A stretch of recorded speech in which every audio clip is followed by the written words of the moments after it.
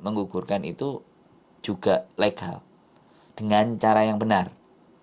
Nah, legal dengan cara yang benar ini artinya dibawa ke klinik.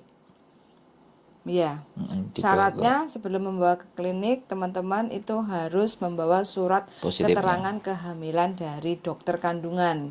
Itu langkah pertama. Terus nanti dari dokter kandungan itu pasti ditanya, usia kandunganmu masih belum Berapa? sampai 8 minggu. Jadi kamu masih bisa untuk digugurkan kalau memang masih belum menginginkan untuk melahirkan anak ini. Kayak gitu ya.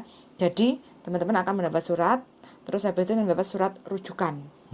Jadi surat rujukan itu yang akan kita bawa ke rumah sakit pemerintah yang tempat untuk menggugurkan ego. Dan ego datang ke situ langsung tidak bisa langsung digugurkan, melalui beberapa step. Pertama harus dicek dulu urin, yang kedua harus diambil dulu darah dari vagina. Memastikan fisiknya dan kondisinya itu sehat.